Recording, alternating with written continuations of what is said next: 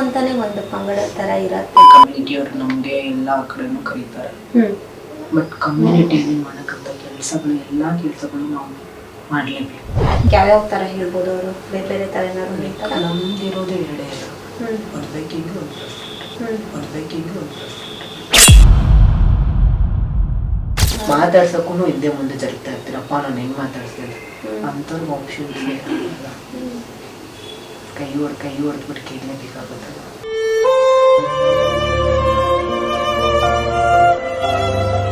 Okay, ನಿಮ್ಮಲ್ಲೇ ಕೂಡ ಕೆಲವೊಬ್ಬರು ವೇಶ್ಯಾವಾಟಿಕೆಗಳು ಕೂಡ ಮಾಡ್ತಾ ಇದ್ದಾರೆ. ಅವ್ರವ್ರ ಜೀವನಕ್ಕೋಸ್ಕರ ಅವ್ರವ್ರು ಮಾಡ್ತಾ ಇದ್ದಾರೆ. ನಾನು ಇದು ಹೇಳೋದು, ನಿನ್ನ ಜೀವನಕ್ಕೋಸ್ಕರ ನೀನು ಏನು ಮಾಡಿದ್ರು ತಪ್ಪಲ್ಲ.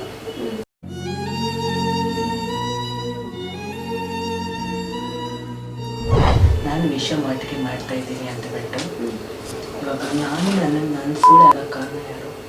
ಒಂದು ಗಂಡು. ಅವನೇ ಬಂದಿಲ್ಲ ಅಂತ ಹೇಳಿದ್ರೆ ನಾನೇ ನನ್ನ ಸುಳ್ಳು ಆಗ್ತೇನೆ. ಒಂದು ಊಟಕ್ಕೂ ಲೈಕ್ ಕೆಲವೊಬ್ರು ಆ ಮೂಮೆಂಟ್ ಬಂದ್ಬಿಡುತ್ತೆ, ಏನೂ ಮಾಡೋಕ್ಕಲ್ಲ.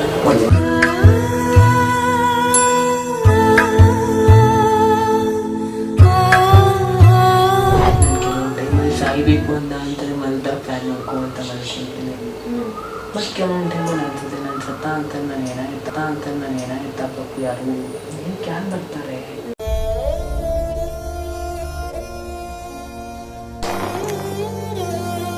ಅವ್ನು ಕಮೆಂಟ್ ಹಾಕೊಂಡು ನಿಮ್ಮ ಅಮ್ಮನ ಅಕ್ಕನ ಹಿಂಗೆ ಅದು ಮುಂದೆ ಇದು ಮುಂದೆ ಅಂತ ಬಿಟ್ಟಾಗ್ತಾರಲ್ಲ, ನೀವು ಬಾಯಿ ಹೊಲ್ಸಲ್ವಾ? ಸದ್ಯಕ್ಕೆ ಲೈಫಲ್ಲಿ ಸೋತೋಗ್ಬಿಟ್ಟಿದ್ದೀನಿ. ಯಾಕೆ ಏನಾಯ್ತು?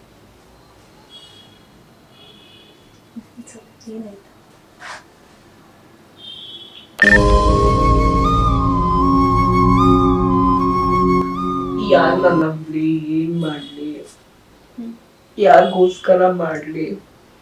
ಸೋತೋಗ್ಬಿಟ್ಟಿದ್ದೀನಿ, ತುಂಬಾ ಸೋತೋಗ್ಬಿಟ್ಟಿದ್ದೀನಿ, ಹೋಗ್ಬಿಟ್ಟಿದ್ದೀನಿ.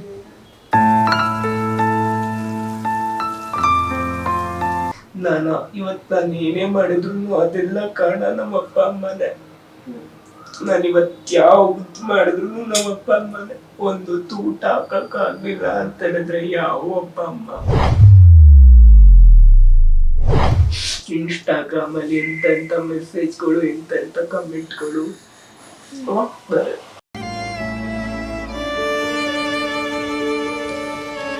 ಇದು ಅಂತಾನೆ ಒಂದು ಪಂಗಡ ತರ ಇರತ್ತೆ, ಲೈಕ್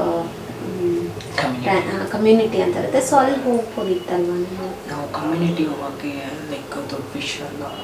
ನಾನು ಇವಾಗಲೂ ಕಮ್ಯುನಿಟಿಯವರು ನಮಗೆ ಎಲ್ಲ ಕಡೆನೂ ಕರೀತಾರೆ. ಬಟ್ ಕಮ್ಯುನಿಟಿಯಲ್ಲಿ ಮಾಡೋಕ್ಕಂಥ ಕೆಲಸಗಳು ಎಲ್ಲ ಕೆಲಸಗಳು ನಾವು ಮಾಡಲೇಬೇಕು.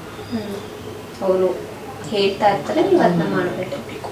ಲೈಕ್ ಬೇರೆ ತರ, ಲೈಕ್ ಯಾವ್ಯಾವ ತರ ಹೇಳ್ಬೋದು ಅವರು? ಬೇರೆ ಬೇರೆ ತರ ಏನಾದ್ರು ಹೇಳ್ತಾರೆ? ನಮ್ದಿರೋದು ಎರಡೇ ಇಲ್ಲ, ಒಂದು ಬೈಕಿಂಗ್ ಅದೆರಡು ನಾವು ಮಾಡಲೇಬೇಕು. ಅದು ನಾನು ತಪ್ಪು ಅಂತಬಿಟ್ಟು ನಾನು ಅವ್ರಿಗೆ ಹೇಳ್ತೇನೆ. ನಾನು ಸ್ವಲ್ಪ ಚೆನ್ನಾಗಿದ್ದೀನಿ, ಏನೋ ಇದ್ದೀನಿ, ಅಲ್ಲಿ ಸ್ವಲ್ಪ ನೀಟಾಗಿ ರೆಡಿ ಆದಂಗೆ ಸ್ವಲ್ಪ ಕ್ಯೂಟಾಗಿ ಕಾಣಿಸ್ತೀನಿ. ಹುಡುಗರೆಲ್ಲ ರೋಡಲ್ಲಿ ಡ್ಯಾನ್ಸ್ ಮಾಡೋಕ್ಕೆ ಗಣೇಶ ಕುಂತಲ್ಲಿ ಲೈಕ್ ಮದುವೆ ಟೈಮಲ್ಲಿ ಎಲ್ಲೋ ಡ್ಯಾನ್ಸ್ ಮಾಡೋಕ್ಕೆ ಒಂದು ಕಡೆ ಕರೀತಾರೆ. ಎಲ್ಲರೂ ಅದೇ ಥರ ಇರಬೇಕಲ್ವ? ಕೆಲವೊಬ್ರು ತುಂಬ ತಪ್ಪಾಗಿರ್ತಾರೆ, ತುಂಬ ಕರಗಿರ್ತಾರೆ, ಕೆಲವೊಬ್ರು ನೋಡಿದ ತಕ್ಷಣ ಭಯ ಆಗುತ್ತೆ. ನೀವು ನೋಡಿರ್ತೀರಲ್ಲ ತುಂಬ ಜನ, ನೀವೇ ಎಷ್ಟೊಂದು ಜನ ನೋಡ್ಬಿಟ್ಟು ಭಯ ಪಟ್ಟಿರ್ತೀರ. ಮಾತಾಡ್ಸಕ್ಕೂ ಹಿಂದೆ ಮುಂದೆ ಜರುಗ್ತಾ ಇರ್ತೀರಪ್ಪ, ನಾನು ಹೆಂಗೆ ಮಾತಾಡ್ಸ್ತೀನಿ ಅಂಥವ್ರಿಗೆ ಆಪ್ಷನ್ಸ್ ಇರಲ್ಲ. ಕೈ ಹೊಡೆದ್ಬಿಟ್ಟು ಕೇಳಲೇಬೇಕಾಗುತ್ತಲ್ಲ ಕೊಡೋದು.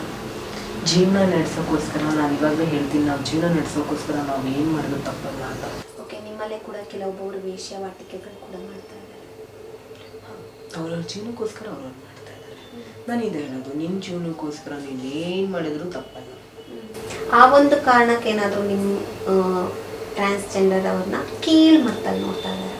ಆ ಒಂದು ಕಾರಣಕ್ಕೆ ವೇಶ್ಯಾವಾಟಿಕೆ ಮಾಡ್ತಾರೆ ಅನ್ನೋ ಒಂದು ಕಾರಣ? ಯಾರು ಮಾಡಲ್ಲ. ಓಕೆ, ನಾನು ವೇಶ್ಯಾವಾಟಿಕೆ ಮಾಡ್ತಾ ಇದ್ದೀನಿ ಅಂತ ಬಿಟ್ಟು ಇವಾಗ ನಾನು ಸುಳ್ಳು ಆಗೋ ಕಾರಣ ಯಾರು? ಒಂದು ಗಂಡು. ಅವನೇ ಬಂದಿಲ್ಲ ಅಂತ ಹೇಳಿದ್ರೆ ನಾನೇ ನನ್ನ ಸುಳ್ಳು ಆಗ್ತೇನೆ. ಹೌದು, ಖಂಡಿತ. ಹೌದು ತಾನೆ? ಗಲೀಜು ನಿನ್ನಲ್ಲೇ ಇಟ್ಕೊಂಡ್ಬಿಟ್ಟು ನನ್ನನ್ನು ಕೀಳಾಗಿ ನೋಡ್ದ ಅಂತ ಹೇಳಿದ್ರೆ ಯಾವ ನ್ಯಾಯ ಇದು? ಇವತ್ತಿನ ದಿನ ನಿಮ್ಮ ಜೊತೆ ಬಂದಿರ್ತಾರೆ, ನಾಳೆ ಅವರೇ ಅವಳ ಸರಿ ಇಲ್ಲ ಬಿಡು ಅಂತ. ನೀನ್ ಬಂದಿದ್ದೆ ಅಂತಾನೆ ನಾನು ಸರಿ ಇಲ್ಲ ಥರ ಮಾಡಿರೋದು. ಹೌದಾ, ನೀನೇ ಬರಲಿಲ್ಲ ಅಂತ ಹೇಳಿದ್ರೆ ನಾನೇ ರೋಡಲ್ಲಿ ಹೋಗ್ಬಿಟ್ಟು ನಿಂತ್ಕೊತೇನೆ. ಕೆಲವೊಂದು ಮೂಮೆಂಟಲ್ಲಿ ಹಿಂಗಾಗೈತೆ, ಒಂದೊತ್ತು ಊಟಕ್ಕೂ ಲೈಕ್ ಕೆಲವೊಬ್ರು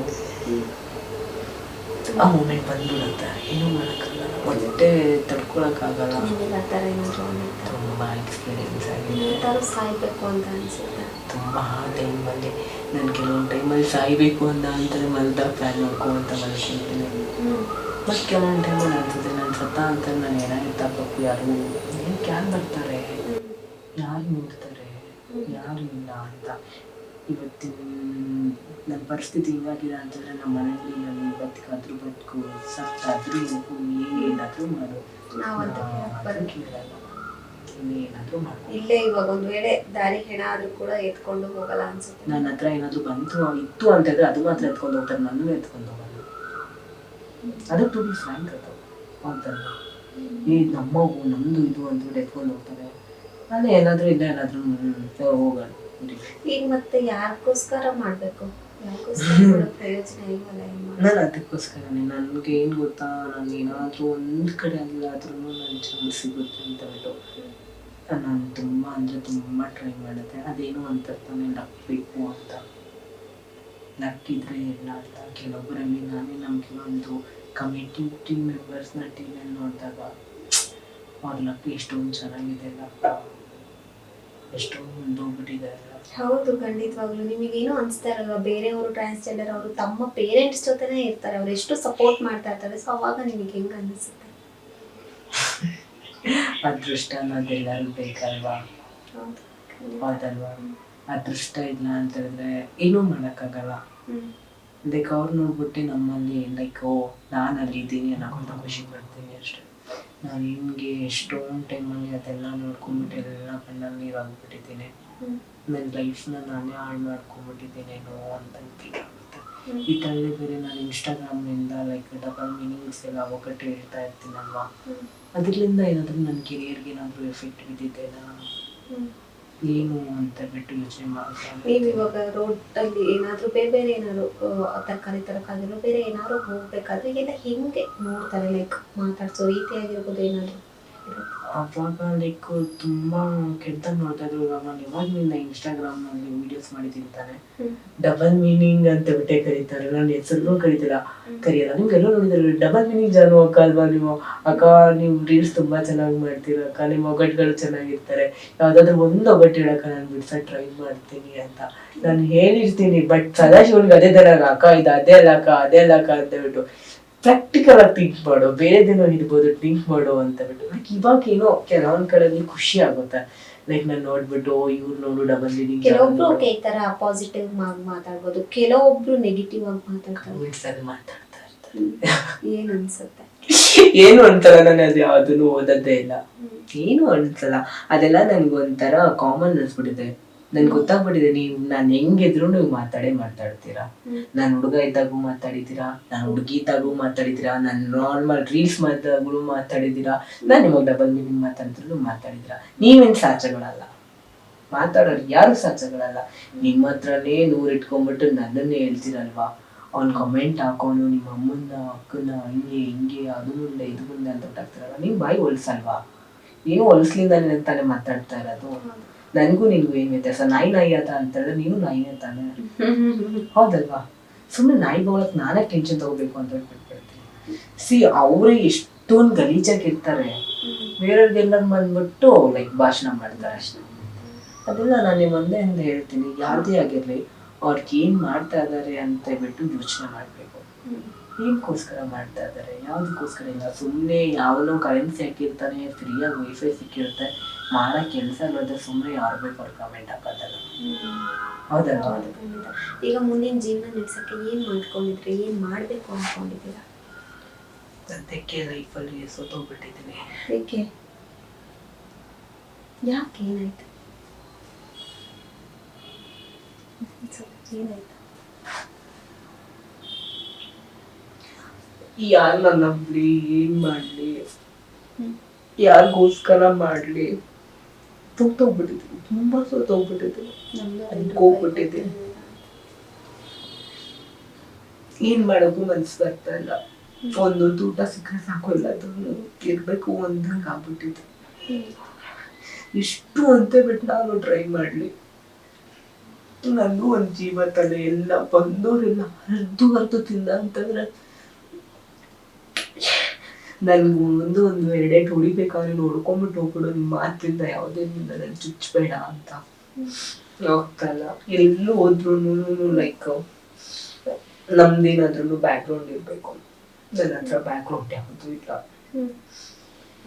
ಇನ್ಫ್ಲೂಯೆನ್ಸ್ ಇರ್ಬೇಕು, ನನ್ನ ಹತ್ರ ಅದೂ ಇಲ್ಲ. ನಾನು ಒಬ್ಳೆ, ನಾನು ಯಾವ ಆಡಿಷನ್ ಕೊಟ್ಟರು ಅಷ್ಟೇ, ಅವ್ರದ್ದು ಇದು ಮಾಡಿದ್ರು ಅಷ್ಟೇ. ಬಟ್ ಇವಾಗ ನನ್ನ ಮೈಂಡಲ್ಲಿ ನಾನು ಸಾಧನೆ ಮಾಡಬೇಕು ಅನ್ನೋದಕ್ಕಿಂತ ಬದುಕಬೇಕು ಅನ್ನೋದಷ್ಟೇ ಆಯ್ತಾ. ನನಗೋಸ್ಕರ ನಾನು ಬದುಕಬೇಕು ಆಯ್ತು. ಇವಾಗ ಎಲ್ರಿಗೋಸ್ಕರ ನಾನು ಅಲ್ಲಿ ಹೋಗ್ಬೇಕು, ಮನೆಗೆ ಹೋಗ್ಬೇಕು, ಅವ್ರ ಹತ್ರ ಮಕ್ಕಳನ್ನ ಕಾಣಿಸ್ತಾನೆ ಅಂತ ಗೊತ್ತಾಯ್ತು. ಇರೋಷ್ಟು ದಿನ ಒಂದೊತ್ತಾದ್ರೂ ಊಟ ಆದ್ರೂ ಸಾಕು, ನೆಮ್ಮದಿಯಿಂದ ಇರಬೇಕು ಅಂತ. ಆದ್ರೂ ನನ್ನ ಮೈಂಡಲ್ಲಿ ಹಿಂಗಾಗ್ಬಿಟ್ಟಿದೆ ಅಂತ ಅಂದ್ರೆ ಒಂಥರ ಆಗ್ಬಿಟ್ಟಿದೆ. ಈಗಲೂ ಕೂಡ ಒಂದೊತ್ತು ಊಟಕ್ಕೂ ಕಷ್ಟ ಆಗ್ತಾ ಇದೆಯಾ? ಯಾವಾಗಾದ್ರೂ ಅನ್ಸಿದ್ಯಾ ನಾನು ಕೂಡ ವಿಷಯವಾಟಿಕೆ ಮಾಡಬೇಕು, ಒಂದೊತ್ತು ಊಟಕ್ಕೂ ಕಷ್ಟ ಆಗಿದೆ? ನಾನು ಹೇಳ್ಕೊಳಕ್ಕಾಗಲ್ಲ. ನಾನು ಏನೇ ಮಾಡಿದ್ರು ಅದೆಲ್ಲ ಕಾರಣ ನಮ್ಮ ಅಪ್ಪ ಅಮ್ಮನೇ. ನಾನು ಇವತ್ತು ಯಾವ ಮಾಡಿದ್ರು ನಮ್ಮ ಅಪ್ಪ ಅಮ್ಮನೇ. ಒಂದೊತ್ತು ಊಟ ಹಾಕಕ್ಕಾಗ್ಲಿಲ್ಲ ಅಂತ ಹೇಳಿದ್ರೆ ಯಾವ ಅಪ್ಪ ಅಮ್ಮ. ನಾನು ಅವ್ರಿಂದ ಏನು ಎಕ್ಸ್ಪೆಕ್ಟ್ ಮಾಡ್ತಾ ಇಲ್ಲ. ನಾನು ಅದೇ ಹೇಳ್ತಾ ಇದ್ದೆ, ನಿಮ್ಮಿಂದ ನನ್ಗೇನು ಬೇಡ, ನೀವೇನು ಮಾಡಬೇಡಿ. ನನ್ಗಾಗ್ತಾ ಇಲ್ಲ, ನನ್ನ ಲೈಫ್ನ ನಾನು ಲೀಡ್ ಮಾಡಕ್ ಆಗ್ತಾ ಇಲ್ಲ. ತುಂಬಾ ಕುಗ್ಗೋಗ್ಬಿಟ್ಟಿದ್ದೀನಿ. ರೋಡಲ್ಲಿ ಇದ್ದವ್ರಿಗೂ ಒಂದು ಸ್ಕೂಲ್ ಆಗ್ಬಿಟ್ಟು ಹೋಗ್ತೀರಾ, ಅಯ್ಯೋ ಅಂದಾಗ ₹1-2 ಆಗ್ಬಿಟ್ಟು ಹೋಗ್ತಿರಲ್ಲ. ನಾನು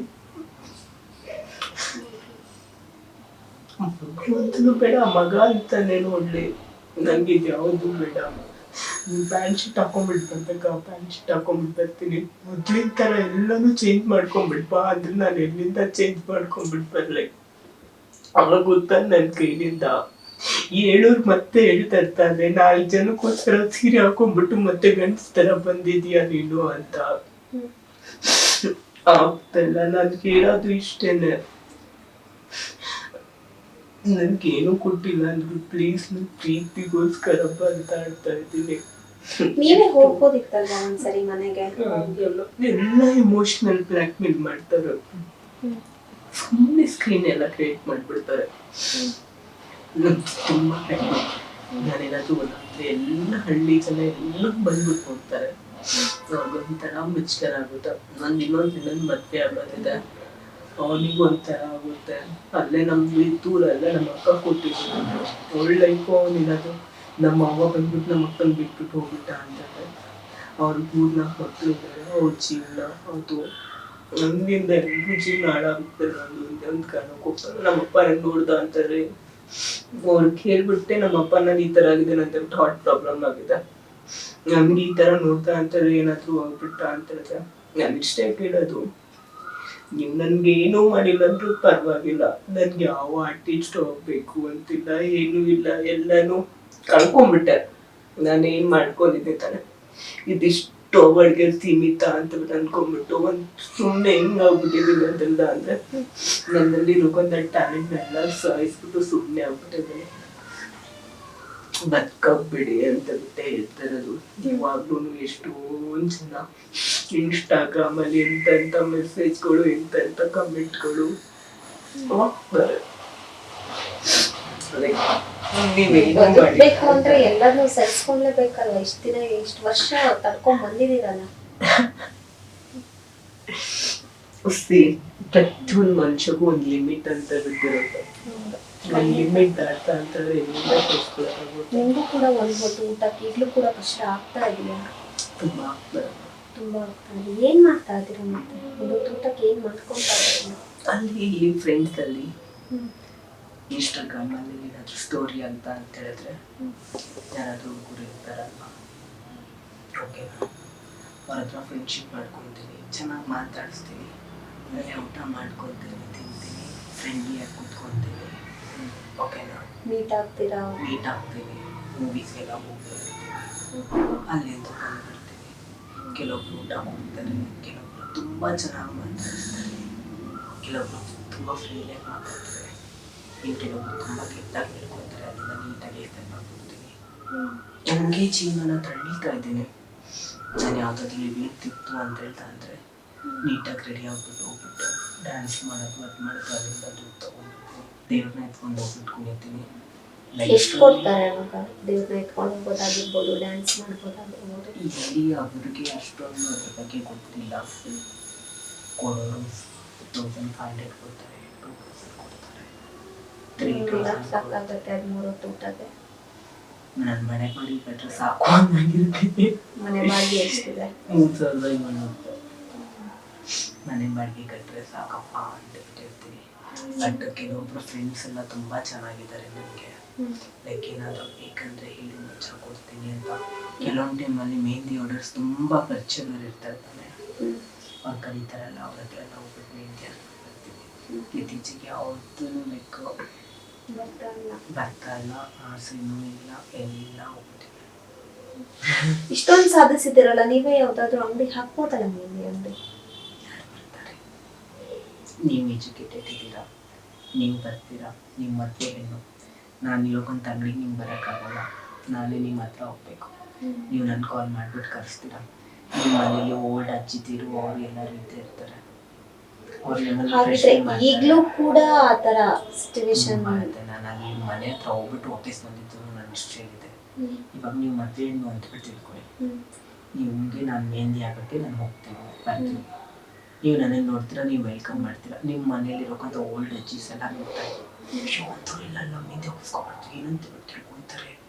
ಜನ ಎಲ್ಲ ಬರ್ತಾರೆ, ಹಂಗೆ ಹಿಂಗೆ ಕಳಿಸ್ಬಿಡು ಅವ್ರನ್ನ ಒಂದು 10-20 ರೂಪಾಯಿ ಕೊಟ್ಬಿಟ್ಟು, ಇಲ್ಲ ಒಂದು 200 ರೂಪಾಯಿ ಕೊಟ್ಬಿಟ್ಟು ಮದ್ದಿಗಿದ್ದಿದ್ದೆ ನಾವು ಅಂಥವ್ರೆಲ್ಲರೂ.